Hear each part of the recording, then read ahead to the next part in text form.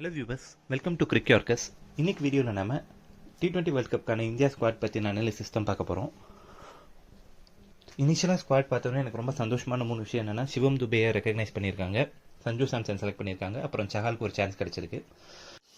ரோஹித் சர்மா இந்த T20 world கப்லையும் டீமை lead பண்ணுவார். Hardik Pandya will be the vice captain. Virat Kohli last T20 world கப்புக்கு அப்புறம் இந்தியாவுக்கு இன்னும் ஆடலை. ஸோ இந்த T20 வேர்ல்ட் கப்பில் டைரெக்டாக செலக்ட் ஆகிருக்காரு. நோட்டபிள் விஷயம் என்னென்னா, ஒரு 4 ஸ்பின்னர்ஸ் எடுத்துகிட்டு போகிறாங்க. அக்சர் பட்டேல், ஜடேஜா, சஹால், குல்தீப்னர். ஃபாஸ்ட் பவுலர்ஸ் 3 பேர் தான் எடுத்திருக்காங்க, பும்ரா, ஹர்ஷ்தீப். நோட்டபிள் மிஸ்ஸஸ்ன்னு பார்த்தோன்னா, ரிங்கு சிங் ஒரு பிக் நேம். அவர் 15ல் இருப்பார்னு எதிர்பார்த்தாங்க நிறைய பேர், பட் ரிசர்வ்ஸில் தான் செலக்ட் ஆகிருக்காரு. அது மாதிரி ருத்ராஜ் கைக்வாட் ரிசர்வில் இருப்பார் நிறைய பேர் நினச்சாங்க, ஆனால் கில்லை ப்ரிஃபர் பண்ணியிருக்காங்க. பட் நாம் ஸ்குவாட் அனாலிசிஸ்னு பேசுகிறப்ப இன்னும் ஒரு சில விஷயங்கள் தெரிஞ்சுக்கிட்டு பேசுகிறது பெட்டர்னு நினைக்கிறேன். ஃபஸ்ட் இந்த வேர்ல்ட் கப் ஃபார்மேட் என்ன, இந்தியாவோட மேட்சஸ் எங்கே நடக்குது, அந்த கிரவுண்டோட கண்டிஷன்ஸ் எப்படி இருக்குது அப்படிங்கிறத தெரிஞ்சுக்கிட்டு அதுக்கப்புறம் நம்ம ஸ்குவாடை பார்த்தா தான் அது கரெக்டாக இருக்கும். ஸோ இந்த வீடியோவில் அது எல்லாமே பார்ப்போம். அப்புறம் ஒரு சில ஃப்ரெண்ட்ஸ் எனக்கு ஒரு சில கொஸ்டின்ஸ் கேட்டிருந்தாங்க ஸ்குவாட் பற்றி, அதுக்கு ஆன்சர்ஸ் பண்ணியிருக்கேன். அப்புறம் என்னோட ப்ராபபிள் 11 அண்ட் ஸ்குவாட் இப்படி இருந்தால் நல்லா இருந்திருக்கும்னு ஒரு டீம் போட்டிருக்கேன். ஸோ வீடியோக்குள்ளே போவோம். இனிஷியலாக இந்த வேர்ல்ட் கப் ஃபார்மேட் என்னன்னு பார்த்தோன்னா, மொத்தம் 20 டீம்ஸ் பார்ட்டிசிபேட் பண்ண போகிறாங்க. டீம்ஸை 4 குரூப்பாக பிரிச்சிருக்காங்க.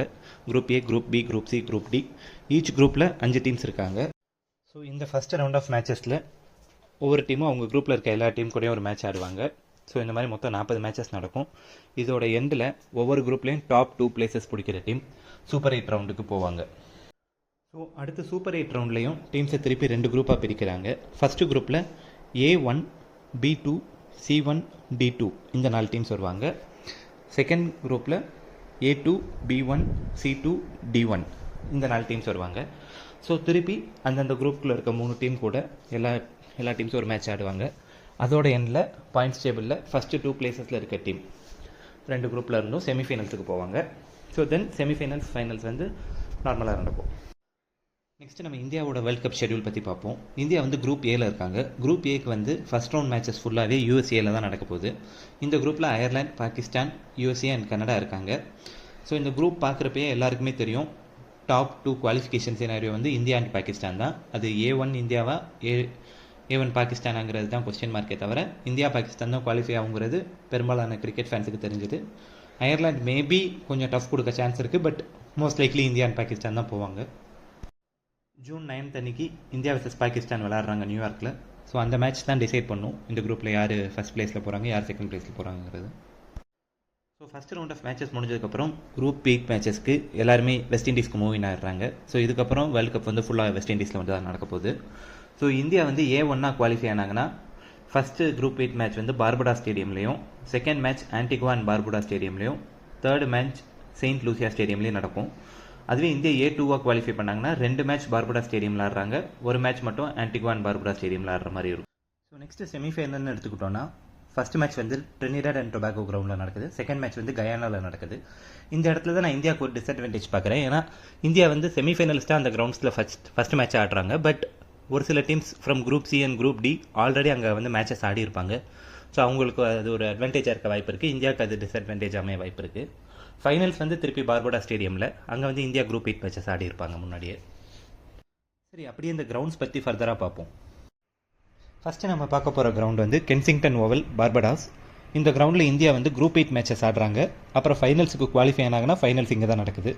ஸோ இந்த கிரவுண்டோட T20 இன்டர்நேஷ்னல் ரெக்கார்ட்ஸ் பார்க்குறப்ப மொத்தம் 24 மேட்சஸ் நடந்திருக்கு. அதில் ஃபஸ்ட்டு பேட்டிங் டீம் 16 ஜெயிச்சிருக்காங்க, செகண்ட் பேட்டிங் டீம் 7 ஜெயிச்சிருக்காங்க, ஒரு மேட்ச் நோ ரிசல்ட். இந்த கிரவுண்டில் ஆவரேஜ் ஃபஸ்ட் இன்னிங் ஸ்கோர் பார்த்தோன்னா 162, ஹையஸ்ட் ஸ்கோர் 224, அதுவே சேஸ் செய்யப்பட்ட ஹையஸ்ட் ஸ்கோர் 172. ஸோ இந்த கிரவுண்டில் ஸ்பின்னர்ஸ் தான் ரொம்ப எஃபெக்டிவாக இருந்திருக்காங்க பேஸ் பவுலர்ஸ் கம்பேர் பண்ணுறப்ப. ஸ்பின்னர்ஸோட எக்கானமி 6.83, அதே பேஸ் பவுலர்ஸுக்கு 8.23. ஸோ இந்த கிரவுண்டில் எந்த டைப் ஆஃப் பவுலர்ஸ் ரொம்ப நல்லா பண்ணியிருக்காங்கன்னு பார்த்தோன்னா, leg spinners and chinamans. So அடுத்த ஸ்டேடியமுக்கு போவோம். நெக்ஸ்ட்டு நம்ம பார்க்க போகிறது sir Vivian Richard stadium, Antigua and Barbuda. இந்த ஸ்டேடியமில் இந்தியா குரூப் 8 மேட்சஸ் ஆடுவாங்க.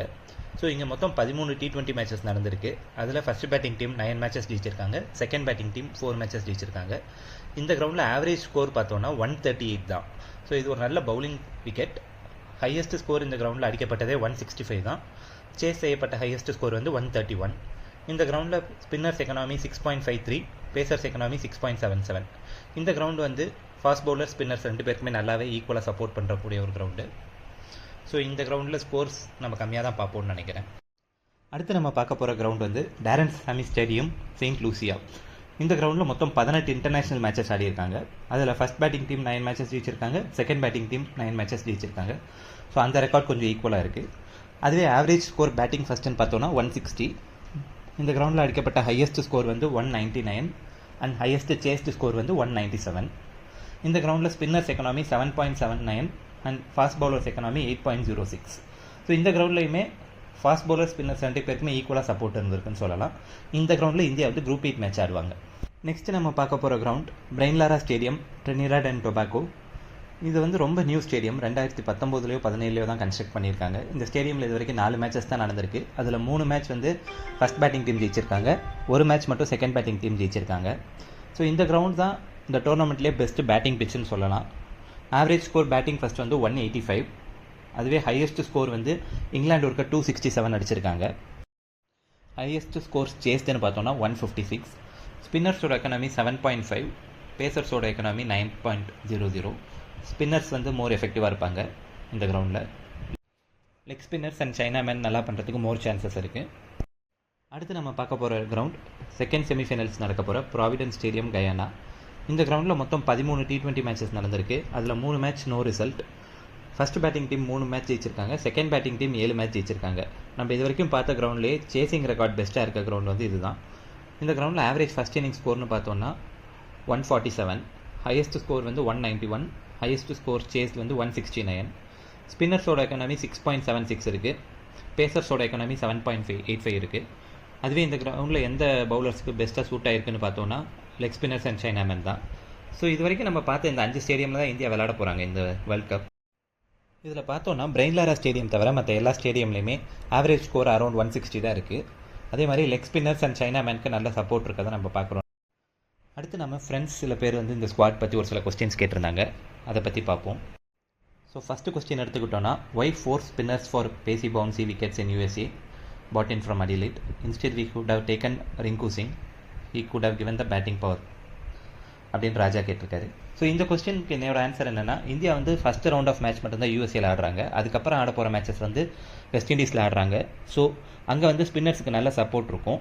ஸோ அதனால் 3 ஸ்பின்னர்ஸ் எடுத்துருக்கலாம்னு என்னோட பாயிண்ட். அக்சர் பட்டேல் வந்து ஜடேஜாக்கு ரீப்ளேஸ்மெண்ட்டாக தான் எடுத்திருக்காங்க. ரீப்ளேஸ்மெண்ட்டுங்கிற பிளேயர் வந்து அவங்க ரிசர்வில் கூட வச்சுட்டு இருந்துட்டு ரிங்கு சிங்கை மெயினில் ஆடி இருந்தால், ஜடேஜாக்கு ஒருவேளை இன்ஜுரியோ ஏதாவது ஆச்சுன்னா அக்சர் பட்டேல் உள்ளே கொண்டுட்டு வந்துருந்துருக்கலாம். ரிங்கு சிங் வந்து பேட்டிங் ஃபயர் பவர் ராஜா சொல்கிற மாதிரி கொடுத்துருப்பார் கண்டிப்பாக. ஆல்சோ ரிங்குவோட ரீசன்ட் பர்ஃபார்மன்ஸ் பார்க்குறப்ப அவர் 89 ஆவரேஜ் வச்சிருக்காரு T20 இன்டர்நேஷனலில், 176 ஸ்ட்ரைக் ரேட்டில் ஆடிருக்காரு. ஸோ அவர் எடுக்காம விட்டது ஒரு பெரிய தப்பு தான். அந்த இடத்துல ஒரு மிஸ்டேக் பண்ணியிருக்காங்கன்னு நான் நினைக்கிறேன். ஸோ நெக்ஸ்ட் கொஸ்டின் வந்து, if Suryakumar Yadav fails initially will you add Dube in 11 அப்படின்னு அரவிந்த் கேட்டிருக்காரு. என்னைய கேட்டால் இனிஷியல் 11ல் தூபே ஸ்கை 2 பேருமே இருந்தாங்கன்னா நல்லாயிருக்கும். ஆனால் எந்த காம்பினேஷனில் போகிறாங்கன்னு தெரியல. பட் சூர்யா ஃபெயில் ஆகி தூபே உள்ளே வருவாரான்னு கேட்டால் எனக்கு தெரிஞ்சு சூர்யாவை வெளியே எடுக்க மாட்டாங்க. ஏன்னா இந்தியாவோட பெஸ்ட்டு T20 பேட்டராக இருந்திருக்காரு. நம்ம இந்த கிரவுண்ட் கண்டிஷன்ஸ் பார்த்தோம், கொஞ்சம் ஸ்லோ விக்கெட்ஸ், அதில் நல்லா பண்ணுவாரான்னு எனக்குமே தெரியல. பட் சூர்யாவை ஃபுல் டோர்னமெண்ட்டுக்கு ப்ரிஃபர் பண்ணுவாங்கன்னு நினைக்கிறேன். ஸோ அடுத்த கொஸ்டின் நிறைய பேர் என்கிட்ட கேட்டிருந்தாங்க, has Rishabh Pant done enough to earn a place in this side? என்னைய கேட்டால் ரீப்ளேஸ்மெண்ட் விக்கெட் கீப்பராக ரிஷப் பண்ட்டை எடுத்துகிட்டு போயிருக்கலாம், சஞ்சு சாம்சனை நம்பர் 1 எடுத்துகிட்டு போயிருந்துருக்கணும். பட் எனக்கு தெரிஞ்சு இவங்க வந்து பண்ட்டை தான் நம்பர் 1 எடுத்திருக்காங்கன்னு நினைக்கிறேன். உங்களுக்குலாம் ஞாபகம் இருக்கான்னு தெரில, ஆக்சிடென்ட்டுக்கு முன்னாடி கடைசியாக நடந்த T20 மேட்சஸில் ரிஷப் பண்ட்டை ட்ராப் பண்ணியிருந்தாங்க ஃபார் பெர்ஃபார்மன்ஸ். ஏன்னா அவரோட ஆவரேஜ் வந்து 22 தான் இருக்குது. ஸோ அதனால் அவரை ட்ராப் பண்ணியிருந்தாங்க. இப்போ ஆக்சிடென்ட்க்கு அப்புறம் அவர் வந்து ஐபிஎல்லில் நல்லா பண்ணியிருக்காருங்கிறது உண்மை தான். ஆனால் அதை பேஸ் பண்ணி இந்தியாவுக்கு எடுத்திருக்காங்க. அவர் ஆக்சிடென்ட் முன்னாடியுமே ஐபிஎல்லில் நல்லா தான் பண்ணிட்டு இருந்தார். இந்தியாவுக்கு அந்த பெர்ஃபார்மன்ஸ் ரிஃப்ளெக்ட் ஆகலைங்கிறது தான் பிரச்சனையாக இருந்துச்சு. என்னைய கேட்டால் சாம்சன் தான் ஃபஸ்ட் சாய்ஸ் விக்கெட் கீப்பராக இருக்கணும். ஏன்னா கிரவுண்டை பற்றி நம்ம பார்த்துருக்கோம், எல்லாருமே மேக்ஸிமம் 160 பிச்சஸாக தான் இருக்க போகுது, ஸ்பின்னர்ஸ்க்கு நல்ல சப்போர்ட் இருக்க போகுது. ஸோ அந்த கிரவுண்டில் ஸ்லோ பிச்சஸில் சாம்சன் பெட்டராக இருக்கிறதுக்கு தான் சான்சஸ் அதிகம்னு நான் சொல்லுவேன். ஸோ நெக்ஸ்ட் கொஸ்டின் பார்த்தோன்னா, a proven leader like Ruturaj completely ignored, but Jaiswal and Gill who are having terrible IPL selected ahead of him அப்படின்னு என்கிட்ட ஒரு 2-3 பேர் இந்த கொஸ்டின்ஸ் அனுப்பியிருந்தாங்க. ஸோ இந்த கொஸ்டினை நான் எப்படி பார்க்குறேன்னா, ஜெய்ஸ்வால் செலெக்ஷனுக்கு ஒரு ரீசன் இருக்குது. அட்லீஸ்ட் ஒரு left hander at the top தேவைன்னு நினச்சாங்களா என்னன்னு தெரியல. ஸோ அதுக்கு செலக்ட் பண்ணியிருக்க வாய்ப்பு இருக்குது. பட் இதை பற்றி நான் ஒரு கம்பேரிசன் ப்ரிப்பேர் பண்ணேன். ஐபிஎல் 2024 ரெக்கார்ட்ஸ் பார்த்தோன்னா டவுட்டே இல்லை, கைக்வாட் தான் பெஸ்ட்டாக இருக்கார். அதுவே ஓவரால் ஐபிஎல் ரெக்கார்ட் பார்த்தாலும் ஆவரேஜ் வைஸ் பார்த்தா கைக்வாட் பெஸ்ட்டாக இருக்கார். ஸ்ட்ரைக் ரேட் வந்து ஜெய்ஸ்வால் அவரோட கொஞ்சம் பெட்டராக இருக்கார். அதுவே T20 ரெக்கார்ட்ஸ்னு பார்த்தாலுமே ஜெய்ஸ்வால் அண்ட் கைக்வாட் வந்து டாப்பில் இருக்காங்க. கில் வந்து ரொம்பவே பிலோ ஆவரேஜாக தான் இருக்கார். ருத்துராஜை பற்றி நிறைய பேர் சொல்கிற ஒரு விஷயம் என்னென்னா, அவருக்கு இன்டர்நேஷ்னலில் சரியாக பெர்ஃபார்ம் பண்ணலன்னு சொல்கிறாங்க. But last 7 T20 international scores எடுத்தோன்னா ருத்துராஜ் அதில் ஒரு செஞ்சுரி 2 50 அடிச்சிருக்காரு. கில் வந்து ஒரே ஒரு 50 தான் அடிச்சிருக்காரு, 5 சிங்கிள் டிஜிட் ஸ்கோர் அடிச்சிருக்காரு. அதுவே ஜெய்ஸ்வால் எடுத்துக்கிட்டோன்னா 2 50 அடிச்சிருக்காரு, 2 யூஸ்ஃபுல் 31, 21, 37 அடிச்சிருக்காரு. பட் இதை பொறுத்து பார்த்தாலுமே ருத்துராஜ் இஸ் அஹெட் ஆஃப் கில்லுன்னு தான் நான் நினைக்கிறேன். பட் கில்லுக்கு கொஞ்சம் ஃபேவரட்டிசம் பண்ணியிருக்காங்கன்னு நான் ஓப்பனாகவே சொல்லுவேன். கண்டிப்பாக அந்த பிளேஸில் கைக்வாட் தான் போயிருக்கணும். ஏன்னா நம்பர்ஸை தான் சஜஸ்ட் பண்ணுது, ரீசன்ட் ஃபார்மாக தான் சஜஸ்ட் பண்ணுது. பட் அவங்க கில்லுக்கு போயிருக்காங்க. So next question, why no Abhishek Sharma, why still Siraj and Harshdeep are preferred over Harshit Rana, Natarajan, Mayank Yadav அப்படின்னு ரிஷவ் கேட்டிருக்காரு. ஸோ இதுக்கு என்னோட பதில் என்னென்னா, அபிஷேக் சர்மா அண்ட் மயங்க் யாதவ் வந்து 2 பேருமே ஐபிஎல்லில் ரொம்ப நல்லா பண்ணியிருக்காங்க. பட் இந்த வேர்ல்டு கப்புக்கு இமீடியட்டாக அவங்களை எடுத்திருந்தா அவங்களுக்கு அது ஒரு ஆடட் ப்ரெஷராக இருக்குமோன்னு நான் நினைக்கிறேன். இந்த வேர்ல்டு கப் முடிஞ்ச கையோட அபிஷேக் சர்மா அண்ட் மயங்க் யாதவ் டீமுக்குள்ளே வரணும். அவங்க 2 பேருமே நெக்ஸ்ட் 2026 வேர்ல்டு கப்பில் நமக்கு கீ பர்ஃபார்மர்ஸாக இருக்க வாய்ப்பு இருக்குது, கரெக்டாக ட்ரெயின் பண்ணால். அதுவே ஹர்ஷித் ராணா அண்ட் நட்ராஜன் எடுத்துக்கிட்டோன்னா 2 பேருமே ரொம்ப நல்லாவே பவுலிங் பண்ணியிருக்காங்க. சிராஜ் வர்சஸ் ராணான்னு பார்க்குறாரு ரிஷவ், ஹர்ஷ்தீப் வர்சஸ் நட்ராஜன் பார்க்குறாரு நான் நினைக்கிறேன். ஸோ அப்படி பார்க்குறப்ப நட்ராஜன், ஹர்ஷ்தீப், சிராஜ் 3 பேரில் நட்ராஜன் தான் இந்த ஐபிஎல்லில் ரொம்ப நல்லா பண்ணியிருக்காரு. 260 ரன்ஸ் போகிற கிரவுண்டில் 19 ரன்ஸ் 20 ரன்ஸில் ஸ்பெல் போடுறது ரொம்பவே கஷ்டம், அதை அவர் பண்ணிக்கிட்டு இருக்காரு. அதே மாதிரி ஹர்ஷித் ராணா நல்ல வேரியேஷன்ஸ் வச்சிருக்காரு. ஸ்டார்டிங்லேயும் பவுல் பண்ண முடியும், டெத்லேயும் பவுல் பண்ண முடியும். ஸோ அவருமே ஒரு நல்ல ஃபியூச்சர் ஆப்ஷன் தான். பட் அவரை பற்றி யாருமே நிறையா டிஸ்கஸ் பண்ணல, எதனாலன்னு தெரியல. ஹர்ஷ்தீப் பிக் பண்ணது கூட எனக்கு தெரிஞ்சு ஓகே. பட் சிராஜ் வந்து ஒரு ராங் பிக் நான் நினைக்கிறேன். ஏன்னா அந்த கிரவுண்ட்ஸ் வந்து ஸ்லோ விக்கெட்ஸ். ஸோ அங்கே வந்துட்டு அவர் பேஸ்க்கு போட்டுக்கிட்டு இருந்தாருன்னா பால் நல்லா நின்று வரும், ஈஸியாக அடிச்சிருவாங்கன்னு நான் நினைக்கிறேன். மேபி ஸ்டார்டிங் 11ல் சிராஜ் மிஸ் ஆக வாய்ப்பு இருக்குது. பும்ரா அண்ட் ஹர்ஷ்தீப் மட்டும் ஆடுறதுக்கு கூட சான்சஸ் இருக்குது. நெக்ஸ்ட் கொஸ்டின், விக்னேஷ் கேட்டிருக்காரு, will India win this world cup? If yes, why? If no, what this team lack compare to 2017? ஒரு நல்ல இன்ட்ரெஸ்டிங் கொஸ்டின். என்னையை கேட்டால் இந்த வேர்ல்ட் கப் இந்தியா ஜெயிக்கிறதுக்கு சான்சஸ் ரொம்ப கம்மின்னு தான் சொல்லுவேன். ஏன்னா டீமில் ஒரு கரெக்டான ரோல் கிளாரிட்டி கிடையாது. இந்த டீம் வந்து ஒரு டீமாக சேர்ந்து ஒரு மேட்ச் ஆட மாட்டாங்க, டேரெக்டாக வேர்ல்ட் கப்பில் தான் போய் ஆட போகிறாங்க. ஸோ நிறையா டீம்ஸ் வந்து முன்னாடியே டீம் செட் பண்ணி அதில் பெர்ஃபார்ம் பண்ணி ட்ரெயின் பண்ணி வேர்ல்ட் கப் போகிறாங்க. பட் இது வந்து டேரெக்டாக வேர்ல்ட் கப் அப்போ சேர்கிற டீமாக இருக்குது. ஸோ அதுவே ஒரு பெரிய டிஸ்அட்வான்டேஜ். ஆல்சோ டீமில் வந்து இந்த கண்டிஷன்ஸ்க்கான கரெக்டான டீம் இல்லையோன்னு எனக்கு தோணுது. என்னை பொறுத்த வரைக்கும் ரோஹித் சர்மா, ஜெய்ஸ்வால், சூரியகுமார் யாதவ், பண்ட், ஹர்திக் பாண்டியா இந்த 5 பேருமே ஸ்லோ பிச்சர்ஸில் எவ்வளோ நல்லா பர்ஃபார்ம் பண்ணுவாங்கன்னு எனக்கு தெரியல.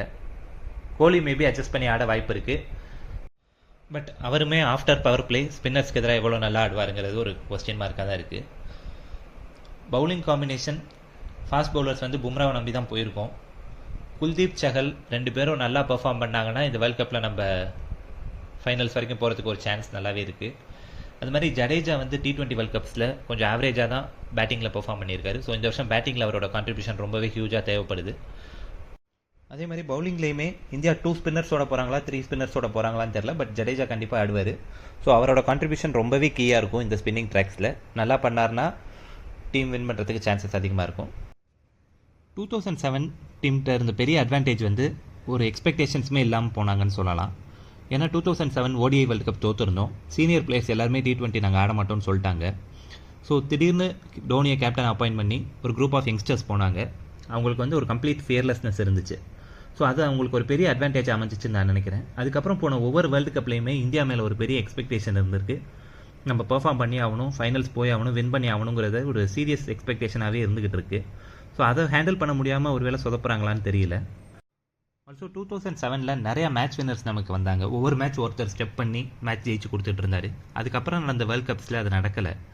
ஏன்னா பெரும்பாலான T20 வேர்ல்ட் கப்ஸில் கோலி மேலே ஓவர் டிபெண்டன்ஸ் இருந்ததை நான் பார்க்குறேன். அது ஒரு ரீசன். இன்னொன்று என்னென்னா big match winners. Gautam Gambhir ஒரு பிக் மேட்ச் பிளேயர். ஒரு செமிஃபைனல் ஃபைனல்னால் அந்த மேட்சை நான் ஜெயிச்சு கொடுக்குறேன்னு ஒரு பிளேயர் நின்று ஜெயிச்சு கொடுக்கணும். ஸோ அந்த மாதிரி ஒரு பிளேயருமே இன்றைக்கி இந்த டீமில் இல்லைன்னு நான் சொல்லுவேன். எல்லோரும் ப்ரெஷர் ஆகி அந்த மேட்ச்சில் குரூசியல் நேரத்தில் அவுட் ஆயிடுறாங்க. ஸோ அந்த ஒரு பிக் மேட்ச் பிளேயர் மிஸ் பண்ணுறோம், அதுவுமே ஒரு முக்கியமான ரீசன். ஸோ அடுத்த கொஸ்டின் ஷாம்ங்கிறவர் கேட்டிருக்காரு, இந்த bigger picture should we move on from Rohit, Kohli and Jadeja for the betterment of team after this world cup. கண்டிப்பாங்க, 3 பேருமே 35+ ஏஜ் ஆகிட்டாங்க. பத்தாவதுக்கு அடுத்த வேர்ல்ட் கப் 2026 தான் வருது. நம்ம வந்து 2 இயர்ஸ் நல்ல யங்ஸ்டர்ஸ்க்கு சான்ஸ் கொடுத்து ஒரு ஸ்ட்ராங் டீமை கொண்டுட்டு போகிறதுக்கு பெட்டர் சான்சஸ் இருக்குன்னு நான் நினைக்கிறேன். இந்த 3 பேருமே ஓடிஐ ஃபார்மேட்டில் கான்சென்ட்ரேட் பண்ணிவிட்டு T20க்கு அடுத்து ஒரு youngsters team like players like Abhishek Sharma, Ruturaj, Mayank Yadav அவங்களுக்குலாம் அடுத்தடுத்து சான்சஸ் கொடுத்தா இன்னும் நல்லா பண்ணுறதுக்கு சான்சஸ் நிறையாவே இருக்குது. பார்ப்போம் பண்ணுறாங்களான்னு. அடுத்து இந்த வேர்ல்ட் கப்புக்கான ப்ராபபிள் பிளேயிங் 11 என்னவாக இருக்கும்னு நான் பார்க்குறேன். ஸோ என்னைய டீம் எடுக்க சொன்னால் இந்த பிளேயிங் 11ஓட தான் நான் போவேன். அதை வந்து மைண்ட் டீமில் போட்டிருக்கேன். ரோஹித் சர்மா, விராட் கோலி, விக்கெட் கீப்பர் வந்து சாம்சன் அவர் ரிஷப் பண்ட். அந்த 2 பிளேயரில் யார் இருக்கனாலுமே எனக்கு ஓகே தான். சூரியகுமார் யாதவ், சிவம் துபே, ஹர்திக் பாண்டியா, ஜடேஜா, குல்தீப் யாதவ், பும்ரா, ஹர்ஷ்தீப், சஹால். ஸோ இதுதான் என்னோட பிளேயிங் 11 இருக்கும். ஏன்னா நல்ல ஸ்பின்னிங் ட்ராக்ஸ் நம்ம பார்த்துருக்கோம். அதனால குல்தீப், சஹல் அண்ட் ஜடேஜாவோட நான் போவேன். தேர்ட் ஃபாஸ்ட் பவுலர் தேவைப்பட்டால் நமக்கு ஹர்திக் அண்ட் தூபே கொஞ்சம் ஓவர்ஸ் சிப்பின் பண்ண முடியும். பட் இவங்க எப்படி ஸ்டார்ட் பண்ணுவாங்க நான் நினைக்கிறேன்னா, ரோஹித் சர்மா, ஜெய்ஸ்வால், விராட் கோலி, சூரியகுமார் யாதவ், ரிஷப் பண்ட், ஹர்திக் பாண்டியா, ஜடேஜா, குல்தீப், பும்ரா, ஹர்ஷ்தீப் அண்ட் சிராஜ் தான் போவாங்க நான் நினைக்கிறேன். என்னை கேட்டால் ஜெய்ஸ்வாலை எடுத்தோன்னா நம்மளோட மிடில் ஆர்டர் கொஞ்சம் வீக் ஆகுதுன்னு நான் நினைக்கிறேன். ஏன்னா பண்ட், ஹர்திக், ஜடேஜாங்கிறது எனக்கு ஒரு அந்த இடத்துல ஒரு ஃபியர் ஃபேக்டர் இருக்க மாதிரி எனக்கு தோணல 3 பேரோட recent forms in slow tracks வச்சு பார்க்குறப்ப. ஸோ பார்ப்போம் எப்படி போகிறாங்கன்னு. இந்த ஓவரால் ஸ்குவாடை எடுத்துக்கிட்டோன்னா நான் இந்த ஒரு 4 கரெக்ஷன்ஸ் ப்ரிஃபர் பண்ணியிருப்பேன். என்னை கேட்டால் ரிங்கு சிங் மெயின் 15 இருந்து அக்சர் பட்டேல் ரிசர்வ் பிளேயரில் போயிருக்கணும். ருத்துராஜ் கைக்வாட் சுபம் கில் பேஸில் இருந்திருக்கணும். முகமது சிராஜ் பேக்கப்புக்கு போயிட்டு நட்ராஜன் உள்ளே ஆட் ஆகிருக்கணும். இதுதான் என்னை கேட்டால் ஒரு ஐடியல் ஸ்குவாடாக இருந்திருக்கும்.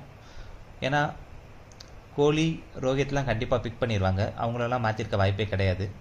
ஸோ யங்ஸ்டர்ஸ் அந்த இடத்துல வந்திருக்கலாங்கிற ஆர்கியூமெண்ட்டுக்கு நான் வரல.